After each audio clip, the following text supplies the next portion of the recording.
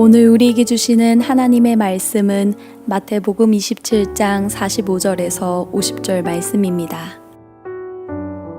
제6시로부터 온 땅에 어둠이 임하여 제9시까지 계속되더니 제9시쯤에 예수께서 크게 소리질러 이르시되 엘리 엘리 라마 사박다니 하시니 이는 곧 나의 하나님 어찌하여 나를 버리셨나이까 하는 뜻이라.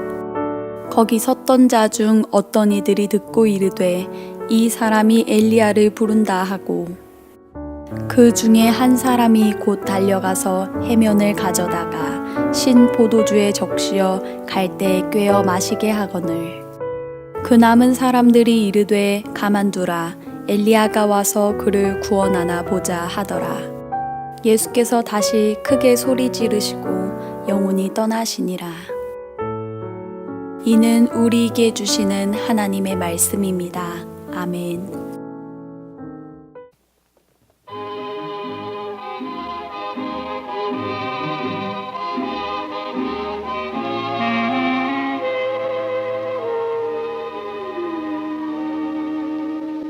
Des yeux qui font baisser les miens, un rire qui se perd sur sa bouche, voilà le portrait sans retouche de l'homme auquel j'appartiens. Quand il me prend dans ses bras, qu'il me parle tout bas, je vois la vie en rose.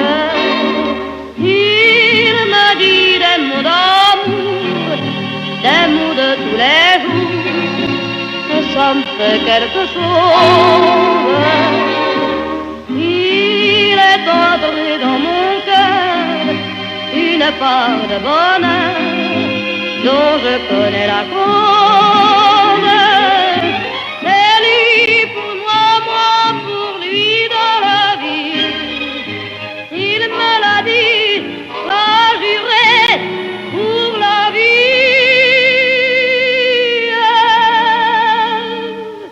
Et dès que je l'aperçois, alors je sens dans moi mon cœur qui bat. Des nuits d'amour à plus 지금 듣고 계신 음악은 아마 많이 들어보신 음악이실 겁니다. 에디트 피아프라고 하는 가수가 부른 라비앙 로즈라고 하는 그런 노래입니다. 유명한 샹송인데 장밋빛 인생이라고 하는 그런 제목의 노래입니다. 어제 우리 교회 오늘 특별히 고난주간을 준비하면서 이렇게 꽃꽂이를 하셔서 제가 와보니까 어떻게 아시고 오늘 설교가 장밋빛 인생이라 하시고 장미로 이렇게 꽃꽂이를 하셨어요. 그래서 제가 정말 기가 막히다. 우리 교회는 보통 꽃꽂이도 영성이 있어야 됩니다. 아무나 못합니다.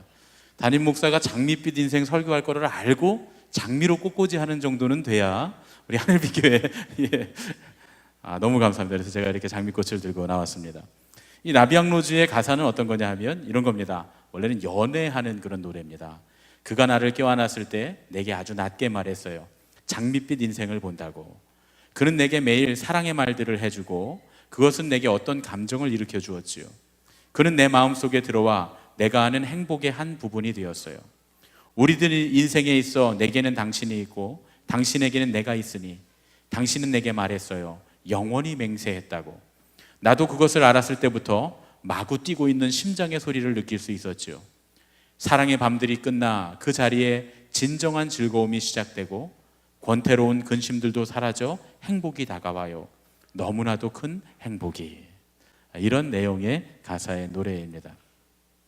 이 노래를 부른 가수는 에디트 피아프라고 하는 아주 유명한 여가수인데 이 라비앙 로즈라고 하는 노래는 프랑스의 유명한 배우이자 가수였던 이브 몽땅 아시죠?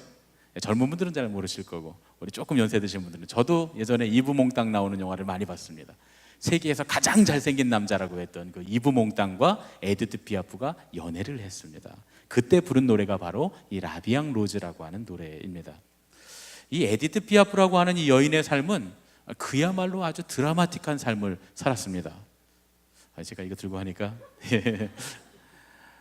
원래는 그 길거리에서 노래를 부르면서 국어를 해야 됐던 그런 아주 가난한 소녀였는데, 그 뒷골목에서 국어를 하며 노래를 부르던 그녀가 나중에는 초호화 여객선을 타고서 세계를 누비며 콘서트를 할 정도로 그렇게 대단한 가수가 되었습니다. 불멸의 여가수라고 하는 그런 이 별명을 갖게 됐습니다. 비평가들도 에디트 피아프에 대해서만큼은, 다른 사람에 대해서는 비평을 막 하고 비판을 했지만 이 에디트 피아프에게 있어만큼은 극찬을 아끼지 않은 그런 불멸의 여가수라 불리던 그런 여가수였습니다. 남성 편력도 아주 대단했습니다. 조금 아까 말씀드렸던 이브몽땅, 또 그 당시에 가장 잘생긴 권투 선수, 복서라고 했던 마르셀 세르당, 또 자크 필스 같은 아주 세기의 연인들이 그녀의 남자가 되었습니다. 그러나 그럼에도 불구하고 에디트 피아프는 항상 외롭다고 했고, 그가 그토록 꿈꾸던 장밋빛 인생은 그의 인생에 결코 이루어지지 않았습니다. 훌륭한 잘생긴 멋진 남자들이 있었지만 대부분 그녀의 연인들은 이 에디트 피아프의 명성을 이용하려고 하는 목적을 갖고 있었지 정말로 그녀를 사랑하지 않았기 때문입니다. 그래서 그 연애의 결말이 늘 씁쓸했습니다. 에디트 피아프가 이브몽땅을 어디서 만났냐면 부두에서 만났어요. 부두의 노동자로, 일용직 노동자로 일하고 있던 이브몽땅을 만나서 그를 연예계에 데뷔시켜주고 그를 가수로 만들고 배우로 만든 사람이 에디트 피아프입니다. 그런데 그래서 자기가 유명해지고 인기를 얻게 되니까 에디트 피아프를 헌신짝 버리듯이 버리고 떠나갔습니다. 유일하게 에디트 피아프를 조건 없이 사랑해줬던 마르셀 세르당, 그 세기의 복서라고 하는 잘생긴 미남 복서였던 그가 이제 미국에서 경기를 마치고 에디트 피아프가 너무 보고 싶다고 경기를 마치자마자 비행기를 타고 이제 프랑스로 날아가다가 그만 그 비행기가 추락하고 맙니다. 그래서 가장 사랑하는 연인을 잃어버리고 맙니다. 에디트 피아프가 술과 마약에 찌들어서 40세에 이미 노래를 부를 수 없을 정도로 몸이 망가집니다. 조금 전에 영상을 보면 영상에 할머니가 노래를 부르잖아요. 에디트 피아프는 50대도 살아본 적이 없는 사람이에요. 그러니까 아까 그 할머니, 마치 70대가 넘은 것 같은 그런 할머니의 모습은 에디트 피아프의 40대의 모습입니다. 얼마나 술과 마약에 찌들었는지 일찍 늙어버리고 말았습니다. 의사가 더 이상 노래를 부르면 안 된다, 목숨이 위험하다 이렇게 말하니까 노래를 부르지 않으면 나는 이미 죽은 목숨이다 이렇게 말하고 에디트 피아프가 40대의 나이에 이제 몸 다 망가진 몸으로 무대 위에 오르게 됩니다. 지금 들으신 노래가 바로 에디트 피아프가 마지막, 인생의 거의 마지막에 40대에 불렀던 라비앙 로즈입니다. 20대에 막 청춘이 들끓던 이브몽땅과 연애하던 시기에 부른 노래가 아니라, 그래서 노래를 들어보면 많이 떨리고 나이 많은 사람이 부르는 것 같은 그런 깊이감이 있습니다. 우리가 들었던 이 노래, 이 젊은 시절의 매력적인 모습은 아니지만 사실은 제가 이 유튜브에서 이 노래를 부르던 그 영상을 봤는데 그 영상이 조금 보기가 좋지가 않아요. 굉장히 몸이 많이 망가져서 마치 다 죽어가는 사람이 부르는 것 같은 그런 모습이라 제가 그 모습은 차마 보여드리지 못했습니다. 그런데 그렇게 부르는 이 노래에 많은 사람들이 감동을 받아서 잠깐 재기하는 듯 했습니다. 그러나 그럼에도 불구하고 에디트 피아프의 마지막은 결국 장밋빛이지 못하고 끝이 났습니다. 최고의 명성을 얻었음에도 불구하고 술과 마약, 외로움에 찌들어 살다가 불과 47의 나이에 파란만장한 인생을 마치게 됩니다. 아까 영상에 보시면 막 70대 같은 그런 모습이 있잖아요. 그게 다 47 이전의 모습입니다. 47에 이미 몸이 망가질 대로 망가지고 늙고 노쇠하고 쇠약해져서 죽어버리고 맙니다. 어떻게 보면 장밋빛 인생이 아닌 비극으로 가득한 진흙빛 인생이었기 때문에 그녀가 불렀던 그 라비앙 로즈가 우리의 마음을 아련하게 때리는지도 모르겠습니다. 에디트 피아프는 늘 만나는 사람들에게 사랑하세요, 사랑합시다 이렇게 말했다고 그래요. 아마도 사랑이라고 하는 것은 그녀에게 있어서 장밋빛 인생으로 들어가는 가장 중요한 열쇠라고 생각했던 모양입니다. 그런데 그녀는 왜 이 사랑이라고 하는 열쇠를 쥐고도 장밋빛 인생이 아닌 비극적인 인생을 살았을까요? 그 이야기는 좀 나중에 다시 하기로 하겠습니다. 잠깐 오늘의 본문을 살펴보겠습니다. 오늘 말씀은 마태복음 27장 45절로 50절 말씀입니다. 이 본문 안에는 우리에게 이해하기 어려운, 또 어떤 사람들에게는 아주 충격적인 본문이 들어있습니다. 엘리 엘리 라마 사박다니, 나의 하나님 어찌하여 나를 버리셨나이까. 어떤 사람들은 이 말씀만, 요 부분만 성경에서 없었으면 좋겠다고 하는 분들도 있고, 이것 때문에 상처를 많이 받았다고 하는 분들도 있습니다. 왜 예수님은 주님으로부터 버림받았다고 생각하셨을까요? 정말 하나님 아버지가 예수님을 버리셨을까요? 이것에 대한 이야기는 우리가 우리의 죄와 연결시켜서 생각을 해봐야 됩니다. 하나님께서는 예수님을 이 땅에 보내셨습니다. 그 이유는 하나님으로부터 멀어져 떠나간 죄악 가운데 빠진 우리를 구원하시기 위함이었습니다. 그래서 예수님께서는 한 번도 경험해 보지 않으셨던, 예수님은 한 번도 하나님 아버지와 단절된 것을 경험해 보신 적이 없습니다. 왜냐하면 하나님 아버지를 떠난 적이 한 번도 없으시기 때문입니다. 또 하나님 아버지도 예수님을 떠나신 적이 한 번도 없기 때문에 주님은 한 번도 하나님과 단절되는 고통을 겪어보지 않으셨습니다. 그러나 우리의 죄악 때문에 하나님을 떠나서 죽을 수밖에 없는 우리의 죄를 대신 지셔야 했기 때문에, 대속하셔야 되기 때문에 우리가 겪고 있는 하나님과 단절된 그 고통을 주님께서 십자가 위에서 겪으셨던 겁니다. 그래서 이 말씀은 아버지 나를 왜 버리셨습니까? 하는 항의의 음성이 아니라 하나님과 단절되는 고통을 토로하고 있는 주님의 외침이었다, 주님의 고통스러운 신음소리였다, 우리가 이렇게 이해해야 합니다. 예수님께서 십자가에 달리실 때 모진 고통을 당하시고, 채찍에 맞으시고, 머리에 가시관을 쓰시고, 또 손에는 못자국, 그리고 옆구리에는 창자국, 주님께서 그 고통을 당하셨을 때 그것은 주님께 굉장히 큰 고통이었을 겁니다.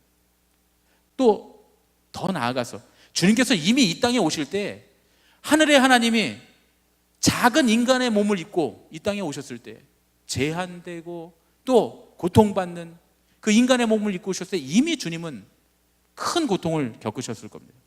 그러나 십자가의 고난도, 성육신 하신 고난도 아버지와 단절되는 고난에 비할 바가 아니었던 거예요. 한 번도 하나님 아버지와 단절되기 없으셨던 주님께서 우리의 죄를 대신하기 위해서 하나님 아버지와 단절되는 고통을 겪으셨다. 그것이 예수님께는 가장 큰 고통이었을 것입니다. 그래서 주님께서 지금 오늘 십자가 위에서 그 고통에 대해서 신음소리를 내고 계신 겁니다. 하나님으로부터 단절된 고통 말이죠. 그래서 주님께서는 아버지 내가 주님으로부터 단절된 고통을 겪고 있나이다. 너무나 당혹스럽고 너무나 당황스럽고 너무나 생소한 그 고통 가운데 주님께서 지금 절규하고 계시는 겁니다. 저희 아이들이 좀 어렸을 때 특이한 특수질병이 있었습니다. 그래서 병원에도 많이 다니고 제 아내도 고통을 많이 당하고 우리 아이들도 고통을 많이 당했습니다.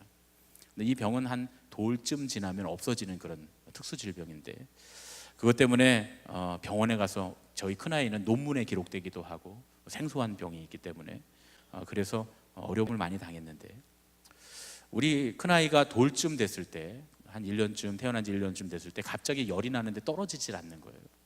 한 3일을 열이 나는데 떨어지질 않는 거예요. 그 3일 정도 열이 나니까 저희가 심각해서 병원에 갔더니 의사 선생님이 그럽니다. 이거는 좀 큰 병 같다고. 그래서 이 작은 병원에서 고칠 수 있는 게 아니니까 큰 병원에, 대학병원에 가시라고. 그래서 저희가 목회하던 곳에서 가까운 곳에 안암고대병원이 있었습니다. 고대 안암병원에 가서 여러 가지 그런 일들이 있었는데, 정말 그 입원하는 가운데서도 하나님께서 주신 은혜가 있습니다. 그런데 여러 가지 기적적인 일들을 체험하면서 입원을 해서 치료를 받게 되었습니다.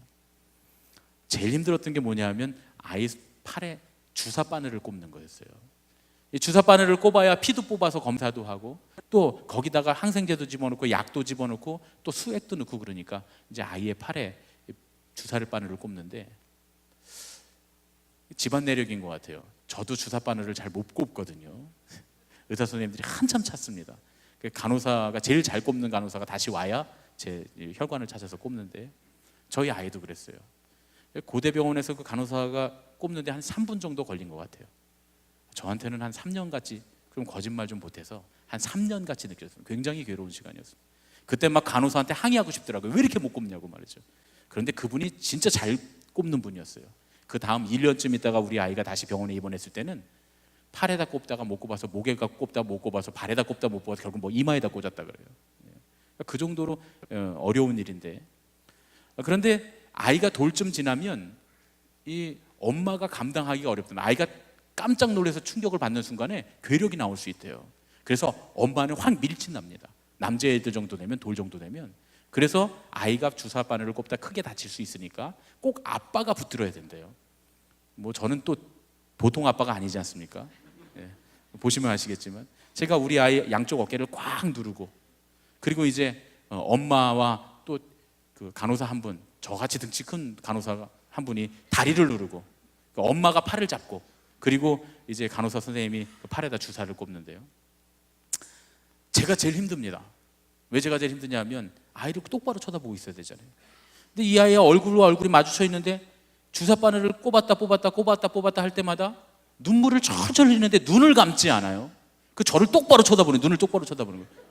그리고 이 아이가 아프니까 아빠, 엄마, 맘마밖에 말을 할 줄 몰라요. 그때 당시에 뭐 막 돌 아직 안 됐으니까 아빠, 엄마, 맘마밖에 할 줄 모르는데 저를 보더니 눈물을 철철 흘리면서 아빠 그러는 거예요. 한 3분 동안 계속 아빠를 외치는 거예요. 그런데 그 목소리가 아빠 나한테 왜 이래요? 아빠 나한테 왜 이래요? 아빠 나한테 왜 이래요? 이렇게 들리는 거예요. 가슴을 콩쾅콩쾅 칩니다. 3분이 정말 몇 시간 같이 느껴질 정도로 괴로웠는데, 제가 아빠 그러는데 저도 모르게 주하나 아빠가 미안해, 주하나 아빠가 잘못했어, 아빠가 미안해. 내가 뭘 잘못했어요? 주사 바늘은 간호사가 꼽는 거지. 그리고 얘가 지가 아파서 자기 나라고 지금 주사 바늘 꼽는 거지, 제가 무슨 잘못했어요? 근데 제가 잘못한 것 같더라고요. 내가 크게 잘못하고 있는 것 같더라고요. 마음이 아프더라고요. 여러분 혹시 자녀들을 키우신 분들 중에 여러분의 자녀를 제가 한 10억쯤 드리면 그 자녀를 저한테 주실 분 계십니까? 예? 네 하시는 분들이 계세요. 1부에도 그렇고 2부에도 그렇고 제가 원하는 대답은 절대 아닙니다 이럴 줄 알았는데, 얼마나 속을 새겼으면 자녀들이 그놈의 자식 10억만 준다면 내가 당장 드리겠습니다. 그런데 자녀를 키우는 입장에서, 농담이시죠. 예.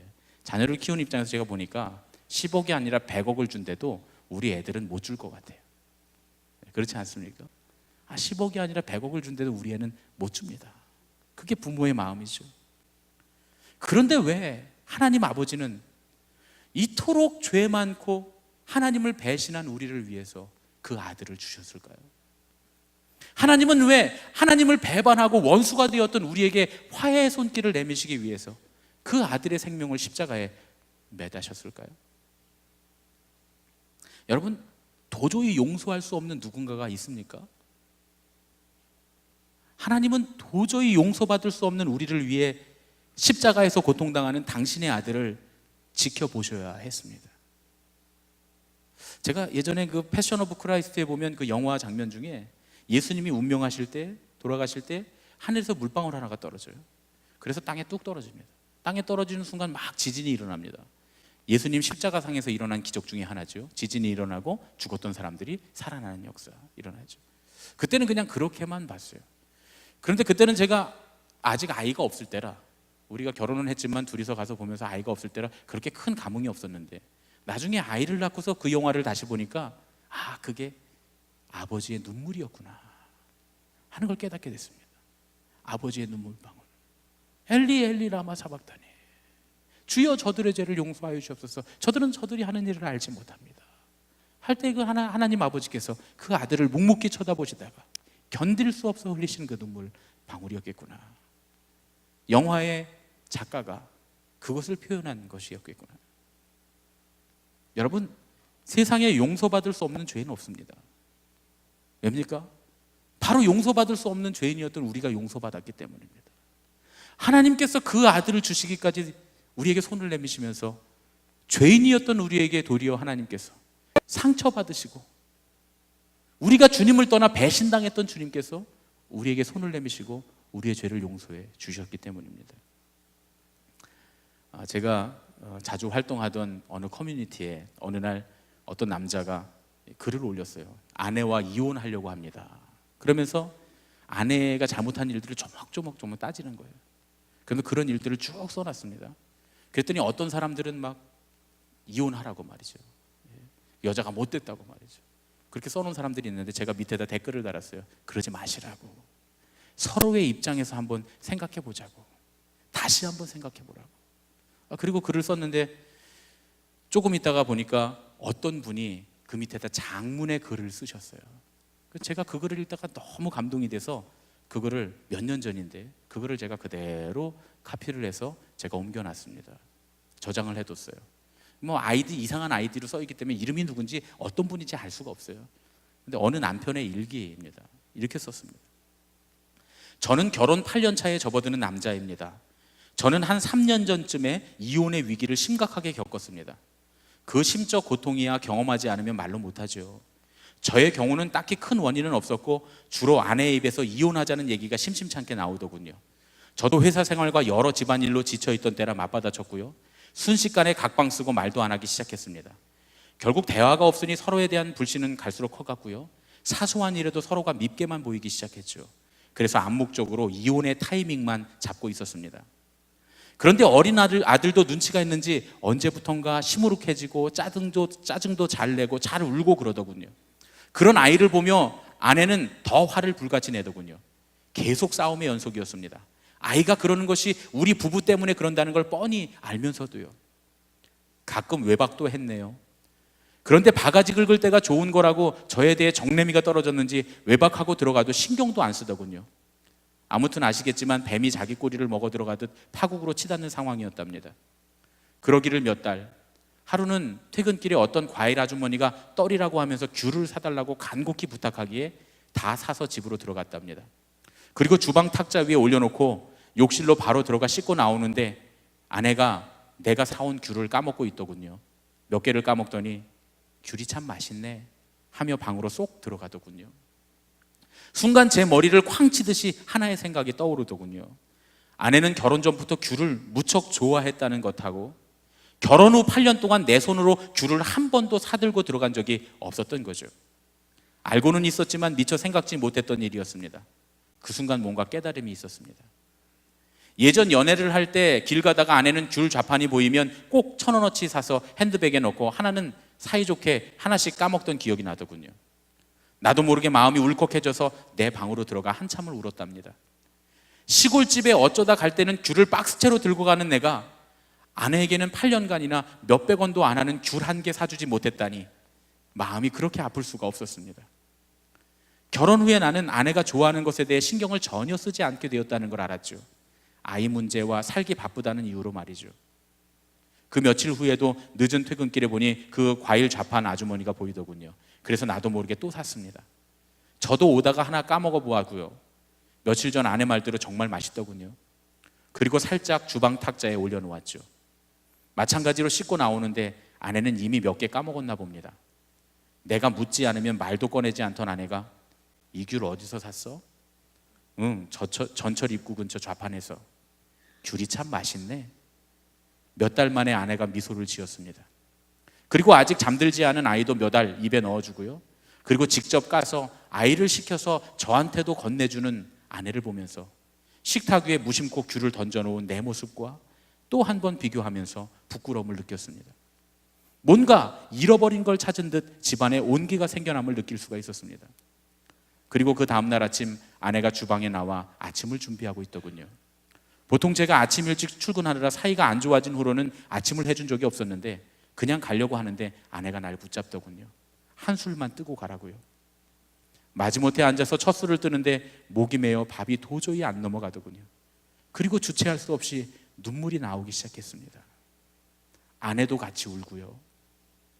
그리고 그동안 미안했다는 말 한마디 하고 집을 나왔습니다. 부끄러웠다고 할까요? 아내는 그렇게 작은 일로 상처를 받기도 하지만 그보다 더 작은 일에도 감동받아 내게로 기대올 수 있다는 걸 몰랐던 나는 정말 바보 중에 상바보가 아니었나 싶은 게 그간 아내에게 냉정하게 굴었던 내 자신이 후회스러워 마음이 무거웠습니다. 이후 우리 부부의 위기는 시간은 좀 걸렸지만 잘 해결됐습니다. 그 뒤로도 가끔은 싸우지만 걱정하지 않습니다. 귤이든 뭐든 우리 사이에 메신저 역할을 할 수 있는 것이 주위를 둘러보면 아주 많다는 것을 알게 되었으니까 말입니다. 이 댓글을 보고 너무 마음에 감동을 받았는데 혹시 그 이혼한다고 하던 그 남자분이 이 댓글을 보고서 어떻게 결정을 했는지는 잘 모르겠습니다. 그 글 뒤에 글은 제가 보지 못했기 때문입니다. 사랑하는 여러분, 사랑은 받는 게 아니라 주는 겁니다. 불멸의 여가수라고 불렸던 에디트 피아프는 사랑하세요, 사랑합시다, 늘 만나는 사람과 이렇게 인사했지만 실제로는 자기가 사랑받기만을 간절히 원했기 때문에 결국 자기를 이용하고 사랑해주지 않는 사람들, 사랑받지 못하는 그 슬픔에 자기가 늘 노래하던 장밋빛 인생이 아닌 어둡고 비참한 진흙빛 인생을 살았던 것은 아닐까 생각해 보았습니다. 우리 예수님은 항상 사랑하라 이렇게 말씀하시면서도 주님께서는 실제로 십자가 위에서 당신의 장밋빛 보혈을 흘려주셨기에 원수였던 우리에게조차 장밋빛 인생을 주실 수 있었던 것이 아닐까. 그래서 예수님은 우리의 장밋빛 인생을 위한 위대한 하나님의 선물이 아닐 수가 없다 이렇게 말씀드립니다. 한 남자가 아무런 계획이 없었지만 또한 아무런 대가 없이 싱크대 위에 올려놓았던 귤 한 봉지가 깨어질 위기에 가정을 살렸다면 우리가 예수님을 본받아 우리의 원수에게 내민 손길이 그 원수와 우리를 함께 살리기에 충분하지 않겠습니까? 그리고 사실 우리의 원수는 너무 가까이 있지 않습니까? 바로 지금 내 머리에 생각나는 그 사람, 남편이든 자식이든 부모든 형제든 혹은 우리와 함께 신앙생활하고 있는 이 자리에 함께 앉아있는 그 누구든 원수여서는 안 되는 그 사람이 내 삶의 원수가 아니었던가요? 여러분, 오늘은 우리 모두가 귤 한 봉지씩 사들고 갔으면 좋겠습니다. 진짜 귤은 철이 아니라 비싸니까 진짜 귤 말고 마음의 귤, 용서의 귤, 사랑의 귤 한 봉지, 그 이름으로 무언가 우리가 먼저 손을 내밀면 기적이 일어나게 될 줄로 믿습니다. 우리의 가정이 찢어지고 우리의 교회가 찢어지고 이 나라의 민족이 왜 찢어졌습니까? 먼저 손길을 내미는, 용서할 수 없었던 우리를, 배신한 우리를, 그 우리를 향해 먼저 손길을 내미셨던 예수님의 그 놀라운 손길을 기억하면서 우리도 먼저, 오늘 먼저 손길을 내미는 사람들이 되어야 할 줄로 믿습니다. 우리 오늘 우리 진성원 교수님이 함께 찬양을 불러주실 텐데 이 하나님의 은혜 찬양을 들으시면서 마음에 아직 결단 못하셨다면 결단하시고 오늘 용서의 마음의 사랑의 귤을 들고 댁으로 돌아가시는 여러분 되시기를 축원합니다. 아멘. 이 찬양 들으면서 우리 함께 봉헌하고 기도하겠습니다.